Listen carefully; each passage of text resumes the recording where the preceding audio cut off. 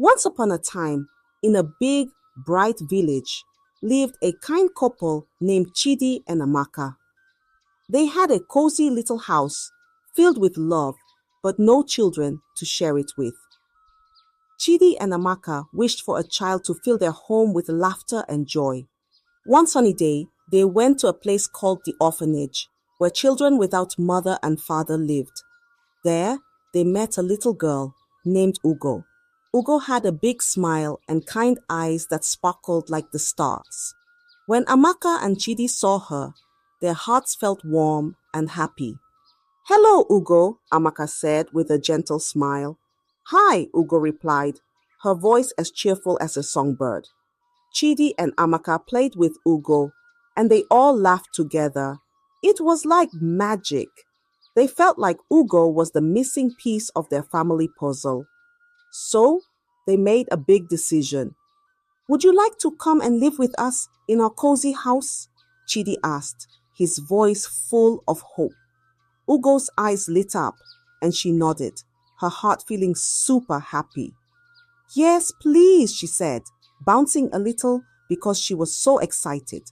And so, Chidi and Amaka took Ugo's hand, and together they walked back to their home, ready to start a new life full of adventures and love. Ugo was no longer just a little girl in the orphanage.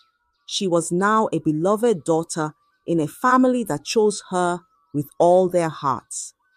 And from that day, their home was never quiet again. It was filled with laughter, singing, and the pitter-patter of little feet making happy memories. In their cozy little house, Ugo quickly felt like she was always meant to be with Chidi and Amaka. Every morning, she'd wake up to warm hugs and the yummy smell of breakfast. Amaka taught Ugo how to cook, and Chidi showed her how to plant flowers that danced in the sun. Ugo's days were full of new things to learn and do, and every night she fell asleep listening to Amaka's bedtime stories about stars that whispered to the moon. One day, Amaka had very special news. "Ugo, you're going to be a big sister," she said, her eyes twinkling with excitement. Ugo's heart jumped with joy.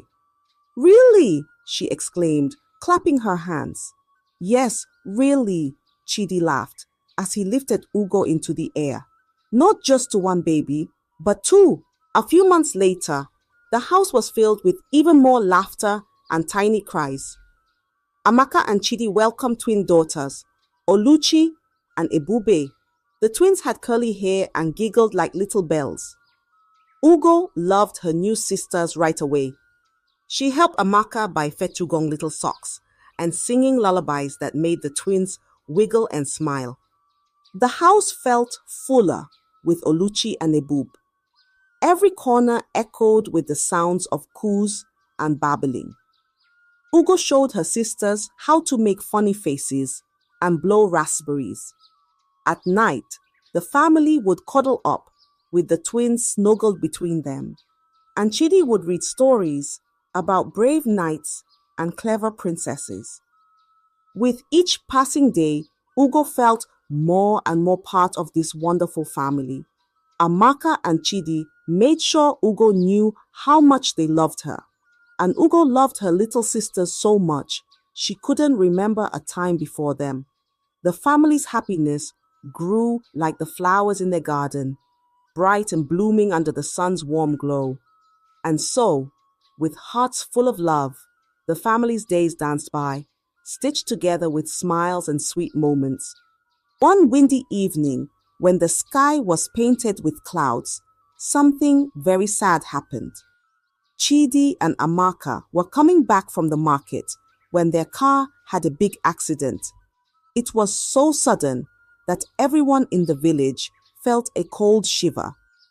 That night, the cozy little house didn't hear bedtime stories or see any smiles. Chidi and Amaka went to the stars, leaving Ugo, Oluchi, and Ebube all alone. The next few days were quiet and grey. The sisters hugged each other a lot, trying to understand why their mommy and daddy wouldn't come home. Ugo, being the oldest, tried to be strong for Oluchi and Ebub. She wiped away their tears and made them porridge. But when she was alone, Ugo would look at the stars and whisper, "I miss you, Mommy and Daddy." Even though their hearts were heavy, there was still a farm to take care of. The farm was filled with clucking chickens, mooing cows, and fields of vegetables that needed tending. Chidi and Amaka had loved their farm, and now it was all the sisters had left of them. As the season changed, the farm continued to provide for the sisters. They sold eggs, milk, and fresh vegetables at the market. People in the village loved their produce and often asked, "How are you, little ones?" The sisters would smile and say, "We're okay, thank you." Managing the farm wasn't easy, but it helped Ugo, Oluchi, and Ebube feel closer to their parents. Every plucked vegetable and every harvested crop was a reminder of their parents' love and the lessons they had taught them. The farm wasn't just a place to live. It was a place that held their family's heart and hope. With each other's support, the sisters slowly found a way to smile again. They knew their parents were watching over them from the stars, proud of their brave, strong girls who kept the farm and their love alive. One sunny afternoon, the sisters invited all their relatives for a big family gathering at the farm. Everyone was there, laughing and sharing stories under the big oak tree. Ugo, Oluchi, and Ebube wanted to feel close to their family, just like in the old days when Chidi and Amaka were there. Adaku, who wore a big colorful hat, smiled a lot, but her eyes didn't smile like her mouth did. After a big lunch of roasted chicken and fresh corn, when everyone was sitting around, Adaku stood up. She cleared her throat loudly and all chatter stopped. Everyone looked at her. "I have something very important to say," Adaku began, her voice serious. "It's about Ugo." She paused, looking around at everyone's curious faces. Ugo felt a funny feeling in her stomach, like when you're about to go down a big slide. Adaku continued, "Ugo here, well, she isn't really Chidi and Amaka's daughter. She was adopted." Whispers buzzed through the crowd like busy little bees. Ugo's heart sank. She looked at her sisters, who reached for her hands, squeezing tightly. "And," Adaku added, her voice sharp as a knife, "I believe Ugo is trying to take everything from Oluchi and Ebube. She wants the farm and all the fortune for herself." Gasps and murmurs filled the air. Ugo felt tears sting her eyes. It wasn't true. She loved her sisters more than anything. But Adaku's words were like little seeds of doubt, and soon whispers grew into loud questions and angry looks from some of the relatives. Oluchi stood up, her face as red as the tomatoes they grew. "That's not true," she shouted. Ebub stood too, nodding fiercely. "Ugo is our sister, no matter what." But the poison of greed had already started to work. Relatives began arguing, some saying they should look into the matter more, others nodding along with whatever Adaku said. The happy gathering turned sour, and the family felt divided. As the sun set, the party broke up, leaving behind a mess of upset feelings and uneaten cake. Ugo, Oluchi, and Ebube sat by the old oak tree, holding each other. They knew their family was about to go through a tough time. Ugo felt a deep sadness, worried that Adaku's lies might take away not just the farm, but her family too. But looking at her sisters, she knew they would face whatever came next, together. After the family gathering, things didn't go back to how they were. The whispers and stares from the family grew louder and sharper each day. Adaku's words, like thorns, had planted themselves deeply within the family, and doubts about Ugo spread like wild weeds. In the weeks that followed, more and more relatives began to turn against Ugo. They would visit the farm less often, and when they did, their smiles were tight and their conversations short. Ugo felt the weight of their suspicion every day.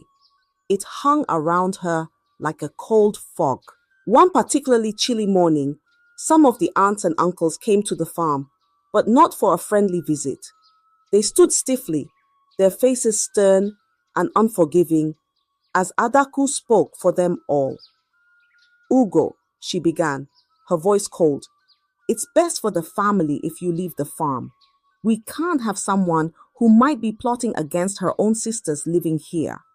Oluchi and Ebube cried out in protest.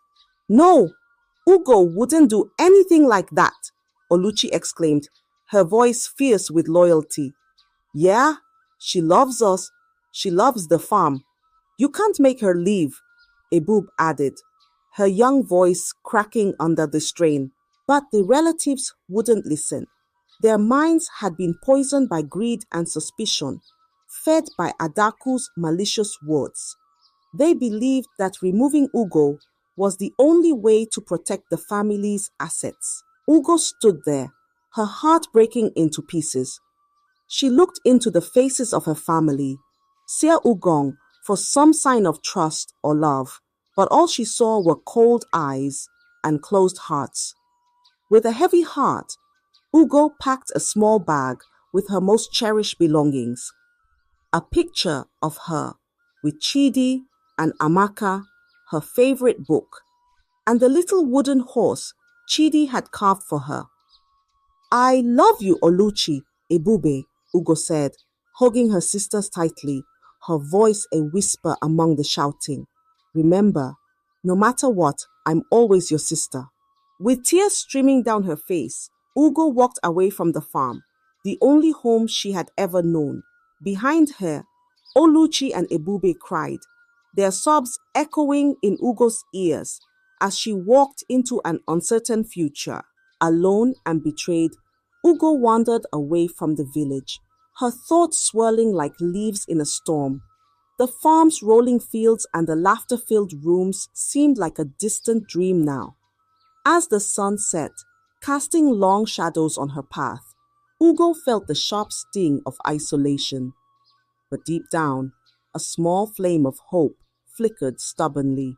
Someday, somehow, she would find a way to prove her love and loyalty to her family and reclaim her rightful place at home. Ugo wandered far from the bright village where she grew up. She found herself in a smaller, quieter place where nobody knew her name. The days were long and the nights even longer. Ugo missed her sisters terribly and often sat under the stars, hoping they were looking at the same sky. Finding work was hard, but Ugo was determined. She remembered all the things Chidi had taught her about growing things. So, she found a little piece of land on the edge of the village and started growing vegetables. Her hands became rough from the soil and her face tanned under the sun. But watching things grow made her feel a little bit closer to home. Ugo sold her vegetables at the local market. She didn't earn much, but it was enough to buy food and rent a small room at an old inn. The innkeeper was a kind old woman who reminded Ugo of Amaka. She didn't say much, but her gentle nods and warm porridge made Ugo feel welcome. Even though she was making ends meet, life was not easy. Ugo missed the laughter of Oluchi and Ebube, the comfort of their big cozy kitchen, and the safety of her own bed. But she never let her hardships turn her heart cold.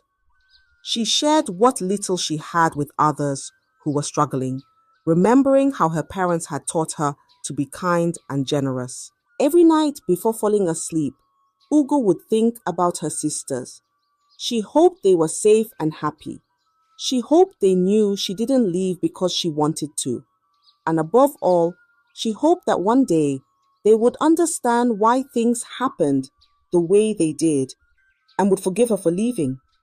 Ugo kept a little diary, writing down her thoughts and feelings. She wrote about her new life, the people she met, and her dreams of returning home. She wrote about her love for her sisters and how she wished to see them again. With each word, she sent a silent wish into the world, hoping it would find its way to Oluchi and Ebube. As the seasons changed, Ugo grew stronger. The hardship molded her like the river stones, smooth and enduring. She knew that no matter what, she had to maintain her integrity and keep her hopes alive for a future where she could be reunited with her family. And so, with each passing day, Ugo worked, waited, and hoped for a chance to go back home and embrace her sisters once more. Back at the farm, Oluchi and Ebube felt the emptiness left by Ugo's absence. Each day seemed grayer than the last, and the laughter that once filled the farmhouse had quieted. Yet, amidst their sadness, the sisters grew increasingly aware of the relatives' true colors. Oluchi and Ebube decided to test the intentions of their aunts and uncles who had been so quick to believe Adaku and cast Ugo away. They pretended to be naive and unsure about managing the farm, watching closely how their relatives reacted. One evening, during a casual dadako with the relatives, Ebube mentioned, "We're just not sure if we can handle all of Daddy's business on our own. It's all so overwhelming for us." Her voice wavered just enough to sound convincingly distressed. The relatives exchanged quick glances, and Adaku, always eager to take control, spoke up. "Well, perhaps it's time to consider selling some of the land. It would certainly lighten your burden, and we can help manage the finances from the sale." Oluchi frowned, pretending to consider the idea. "I suppose that could work. We just want what's best for the family." Her words were bait, and many of the relatives took it eagerly.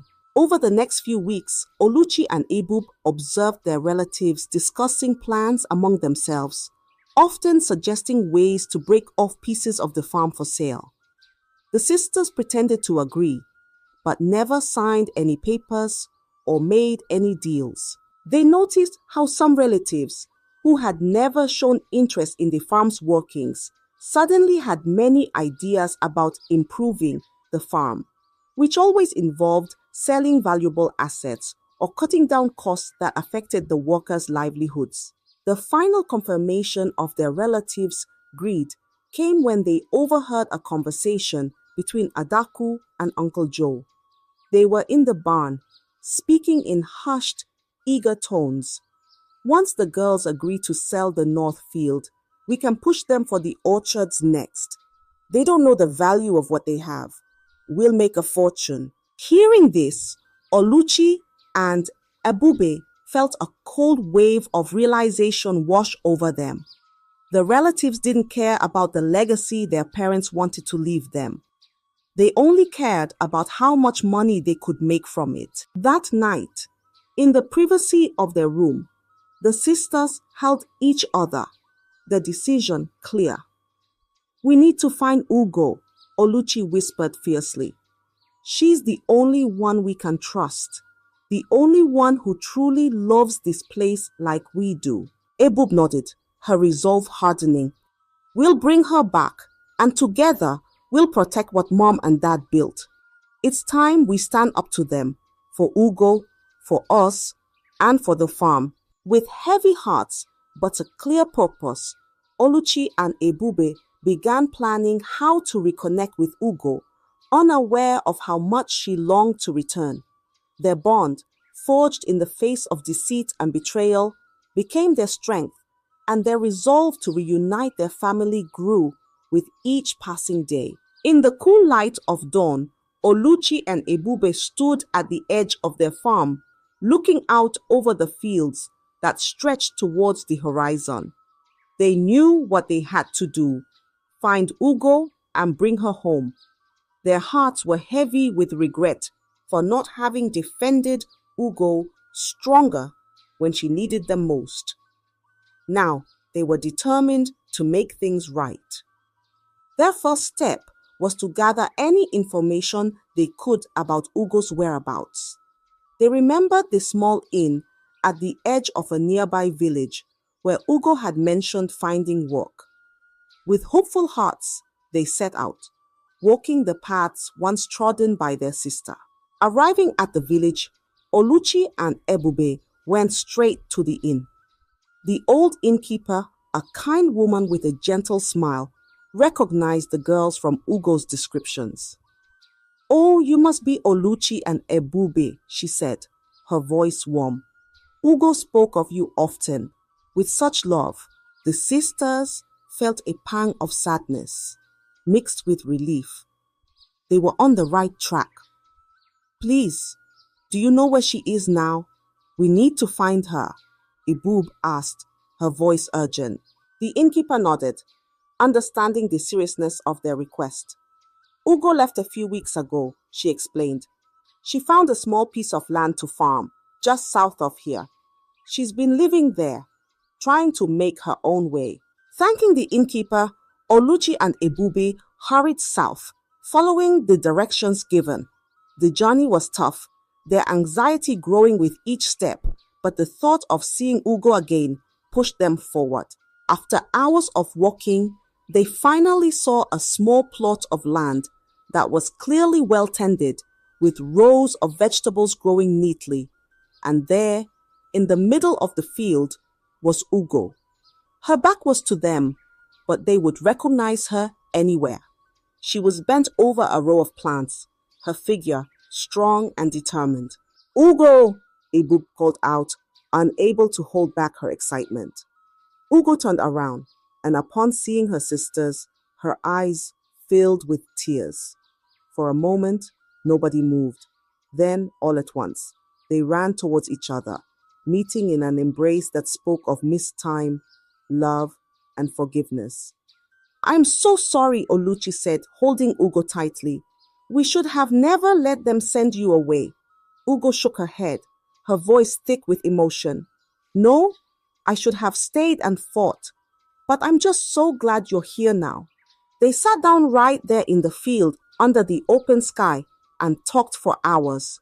Oluchi and Ebube told Ugo everything, how they had tested the relatives, what they had discovered, and how desperately they wanted her back. Ugo listened, her heart mending with each word. It was clear that her sisters truly regretted what had happened and were sincere in their desire to make amends. As the sun set, casting a golden glow over the field, the sisters made a vow. They would return to the farm together, stand against the relatives' greed, and honor their parents' legacy as a united family. With Ugo by their side, Oluchi and Ebube felt stronger than they had in months. Together, they walked back towards the village, their steps light with the promise of a new beginning. The bridge that had once seemed too wide to bridge was now just a stepping stone on their path to restoring their family's unity and honor. The morning after their heartfelt reunion in the field, Ugo, Oluchi, and Ebube sat together at the breakfast table in the small inn, their hearts lighter than they had been in a long time. Oluchi, ever the organizer, laid out a map of the farm and nearby lands. "We need to be smart about this," she said with determination. "We can't just walk back and expect things to change. We need a plan." Ebube, who had grown in courage and wisdom, nodded in agreement. "We should gather evidence of their greed, proof that they've been trying to manipulate us for their own gain. We know they've been dishonest, but others will need to see it." Ugo listened, her heart swelling with pride for her sister's bravery and resolve. And I think, Ugo added, her voice steady and strong, "we need to remind the community of the farm's true spirit, the way Mom and Dad ran it, with fairness and love for the land and the people." These sisters agreed that restoring the farm's reputation was just as important as reclaiming legal control. They decided to reach out to old friends of their parents, neighbors, and others in the community who had known the family's legacy of kindness and integrity. We'll host a gathering, Ebub suggested, her eyes brightening. A big one, right on the farm. We'll invite everyone who knew mom and dad. We can share our story, show them we are united, and remind them of what the farm was always meant to be about. Oluchi and Ugo loved the idea. It would be a celebration of their parents' lives and a statement of their intentions to honor that legacy. It would also be a perfect way to publicly counteract the rumors spread by their greedy relatives. As they planned, the sisters felt their bond strengthen. The pain of the past months melted away as they laughed, reminisced, and worked together with a shared purpose. Ugo, who had felt so alone and betrayed, found forgiveness in her heart for Oluchi and Ebube's initial inaction. "It's okay," she said to them. "We were all lost without each other. Now we're back together, and that's what matters." Oluchi and Ebube both expressed their deep apologies for not standing by Ugo when she needed them most. "We should have believed in you," Oluchi said, her voice thick with emotion. Ebube added, "We'll never let anything come between us again." With plans set and their hearts united, the sisters finished their breakfast, feeling ready to face any challenges that would come. They knew the road ahead might be tough, but with their combined strength and love, they believed nothing was insurmountable. They left the inn that day not just as three sisters, but as a formidable team, ready to reclaim their inheritance and honor the true spirit of their family under the open skies that their parents had once loved so dearly. However, before they could confront their relatives, the sisters met with a local lawyer, a friend of their father who had always respected the family's integrity. The lawyer listened intently as the sisters laid out everything that had happened. Adaku's manipulative claims, the relatives' greedy suggestions to sell off parts of the farm, and their ultimate ousting of Ugo. With each detail, his frown deepened, and by the end of the tale, he was resolute. "We have a strong case," he affirmed. "Your parents' will is clear, and the actions of your relatives can be contested. We'll take this to court." Equipped with legal support, Ugo felt a surge of confidence. She and her sisters began gathering evidence of the relatives' misconduct. They collected statements from loyal farm workers who had witnessed the relatives' scheming and from community members who could testify to the sisters' character and rightful ownership. Once ready, they called a meeting with the relatives on the farm. The air was tense as Adaku and the others arrived, their faces a mix of defiance and surprise at the sisters' united front. Ugo stood strong, flanked by Oluchi and Ebube as she addressed the group. "We know what you've been trying to do," Ugo began, her voice steady, "but this farm belongs to us, as our parents wanted. We are taking legal action to ensure that justice is served." Adaku tried to interrupt, her voice shrill with anger, but Oluchi stepped forward. "We have evidence of everything," she said, holding up a folder, thick with documents. "And we are not alone in this. The community supports us, and the law is on our side." The relatives, faced with the sisters' resolve and the threat of legal repercussions, began to falter. Some looked away in shame, while others muttered under their breath, realizing the game was up. In the weeks that followed, the legal proceedings unfolded. The courtroom was a battleground where the sisters' unity and the evidence they had gathered spoke volumes. The judge, after reviewing the case, ruled in favor of Ugo, Oluchi, and Ebube. The relatives' claims were dismissed, and the full control of the farm and its assets was legally returned to the sisters. When the verdict was announced, a weight lifted from the sisters' shoulders. They hugged each other, tears of relief and joy mingling with a sense of vindication. Outside the courthouse, they were met with cheers from many community members who had come to support them. With the farm officially theirs again, Ugo, Oluchi, and Ebube walked back to their land, the sun setting behind them, casting long shadows on the path they walked. They looked at each other, smiles spreading across their faces. They had regained what was lost, not just in terms of land and property, but in trust and family unity. That evening, as they stood looking over the fields, they knew their real work was just beginning. They planned to revive the farm, not just as a business, but as a community hub, a place that would honor their parents and serve as a testament to their resilience and love as a family. The journey had been long and fraught with obstacles, but together they had emerged stronger, their bond unbreakable. The sisters also renovated the farmhouse, turning it into not just a home, but a welcoming community center. They started hosting farm-to-table dadakos, where locals could enjoy meals prepared with ingredients harvested directly from their fields. These events quickly became popular, strengthening community ties and enhancing the farm's reputation. As the farm prospered, so did its reputation.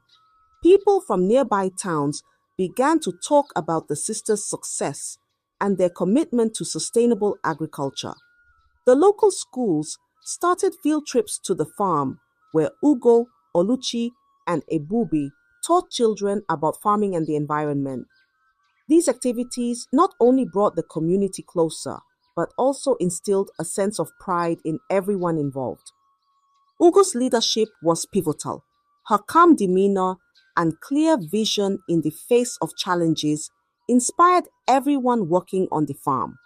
Workers who had been with the family for years felt a renewed sense of purpose and pride in their work. They were not just growing crops, they were part of a mission to create something good and lasting. One bright day, as the leaves painted the farm in hues of gold and red, some of these relatives made their way back to the farm. They came not with claims or demands, but with heads bowed, carrying the weight of their past actions. Adaku was the first to speak as they stood before Ugo, Oluchi, and Ebube, who were gathered in the farmhouse's vibrant garden, surrounded by the fruits of their labor. We were wrong, Adaku admitted, her voice quivering slightly, a stark contrast to her usual confidence. Your parents would have been proud of what you've accomplished here, and we let greed blind us to that truth. The other relatives nodded, each taking a turn to express their remorse. We see now how much this farm and your family mean to the community. You've restored its spirit, and in doing so, reminded us of the values Chidi and Amaka stood for, another uncle added, his eyes meeting the sisters' steady gazes. Ugo, who had learned much about forgiveness and the strength it required during her time apart from the family, felt a softening in her heart. She looked to Oluchi and Ebube, finding silent agreement in their eyes. We appreciate your words, Ugo responded, her voice firm yet kind. Our parents taught us to value family and forgiveness. We hope that moving forward, we can all remember the importance of these bonds and work together to support not just the farm, but each other. The relatives agreed, expressing a desire to help in any way they could. Over the following weeks, they participated in farm activities, contributing genuinely to its operations. They helped during the harvest season, and joined in community events that the sisters organized. This participation wasn't just about redemption for their past misdeeds, but a genuine effort to be part of the farm's and the family's future. Oluchi and Ebube found comfort in the healed relationships, witnessing the positive changes in their aunts and uncles. The family gatherings now echoed with real laughter and shared stories, knitting the fabric of the family back together. As the night deepened, they remained on the porch, sharing stories and plans, laughing and occasionally wiping away a tear. The farm around them buzzed with the quiet sounds of night, crickets, chirping, and the rustle of leaves in the gentle breeze. As the sisters finally said goodnight, retreating into the house that had been their childhood home and now their adult stronghold, they knew that whatever the future held, they would face it as a family, united and strong. The legacy of their farm and their family was not just preserved, it was thriving, a beacon of hope and a symbol of what can be accomplished when hearts are set on preserving the goodness of the past while building a vibrant future. I hope you enjoyed the story. If so, please comment what you learned from the tale and for more enchanting tales just like this one. Thank you.